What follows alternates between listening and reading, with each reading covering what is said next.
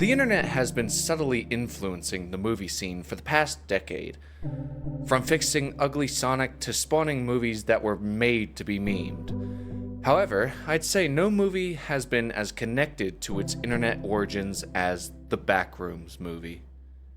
The Backrooms movie nails the atmosphere and vibe, but stumbles in character focus and struggles to deliver a satisfying conclusion to the story. My name is PlotWaffle, and join me as I review the Backrooms movie, directed by Kane Parsons.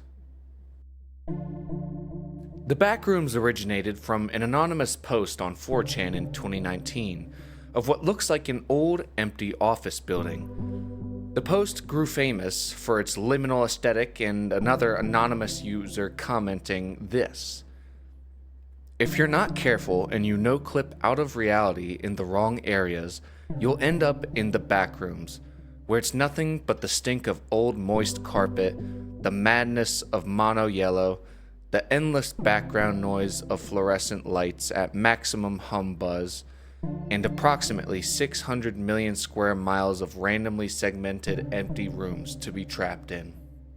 God save you if you hear something wandering around nearby, because it sure as hell has heard you." This began the concept of the Backrooms, a fictional location that exists outside of reality and whose lore has been evolved and adapted by many internet users. It quickly grew in popularity over the past 5 years, being featured in indie games, indie horror shorts, animations, and most recently, the feature-length film. The basic understanding is that it is a liminal location outside of reality. People tend to fall in and out of it, and inside exist entities that are usually hostile. The environments in the Backrooms are marked by their innate sense of nostalgia and rawness. It is a concept that seems brimming with potential for a psychological horror story. So does the movie live up to the hype of the internet's most famous extra-dimensional space? The Backrooms movie is about as abstract as the very concept itself. This is, in my eyes, the movie's greatest strength and its greatest weakness. From beginning to end, I really didn't know what to expect. It started off strong with the first-person view, Blair Witch-style camera view being used by the async employee. There's something about that grainy retro camera filter that makes the Backrooms just look that more creepy. Anyway, we quickly meet Clark, an aspiring architect who is struggling to make ends meet by selling furniture. We also meet Mary, his psychiatrist. More on her later. Clark finds the Backrooms by messing with the fuse box in the basement of his furniture store after the lights act strangely. Specifically, he notices a tiny sliver in the basement wall that should not be there. When he leans in to listen to the other side, he falls into the familiar yellow offices. I liked Clark's character in the beginning. He's struggling, yet determined to realize his dream, but also desires to change some of his behaviors through therapy. I also love the scene of him discovering the Backrooms because it was completely by accident, just as the source material implies. It was definitely one of the more fun scenes of the movie. Clark explores the space all night, being wary of the random sounds that he hears, and is infatuated with this place. I feel like anybody would be. Although I will say he's a lot braver than me. There is no way I would be exploring it as deep as he does in his first ever run.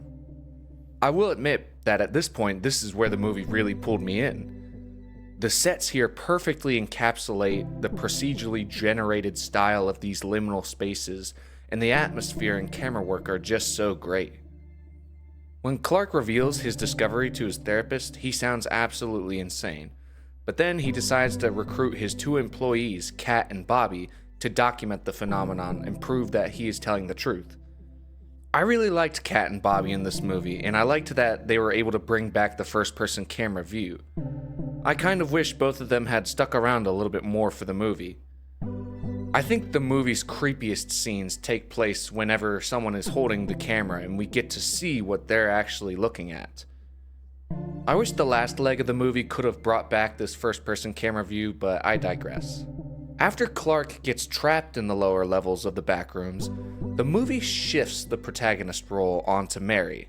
At this point, we've gotten glimpses into Mary's tragic childhood and her presumed mentally ill mother. However, it's implied that Mary's mother may also have been to the Backrooms before, which I think is a really cool way to bring Mary back into the story, but I wondered whether it was really needed.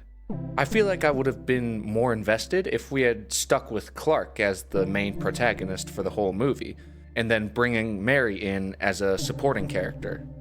Luckily, she was a decent protagonist for the second half of the movie, and she had some really good acting, especially when she met up with Clark again at the dinner scene. Now, let's talk about the entities. They were weird in a good way and weird in a weird way.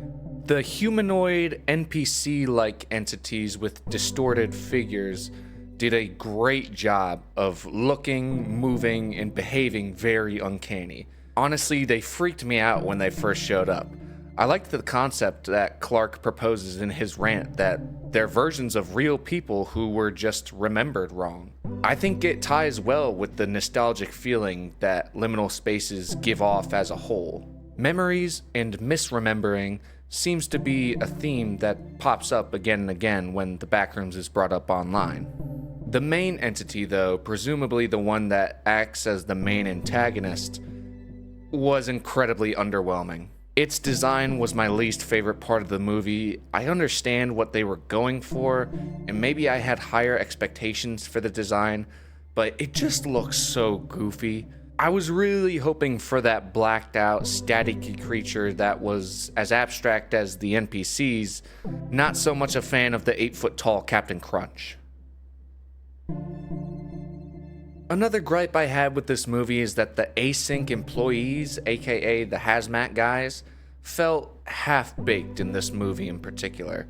Maybe it's because I haven't caught up with Kane Pixels' other short films, which look like they feature them more heavily. But I feel like if you introduce these guys in the very first scene of the movie and even show that they have research stations set up in the Backrooms, then there should be a bigger payoff than what we got by the end of the movie. I mean, the main scientist we do meet, named Phil, tells us what the audience members could have guessed, and nothing more. Overall, this movie had a strong beginning, with insane visuals, likable characters, and a good understanding of the source material, but it makes very questionable choices in the second half, which personally took me out of the world a little bit. I am curious to see if any other movies based on the Backrooms are made after this, because I think there's a lot more that can be done with this concept. And I hope there are, because this is the type of horror movie that I really enjoy. Congratulations to Kane Parsons on the release. I do look forward to his future work as he grows within this industry. Thank you all for listening to my post-watch review. I hope you liked it, and let me know your thoughts on this movie in the comments below. Goodbye.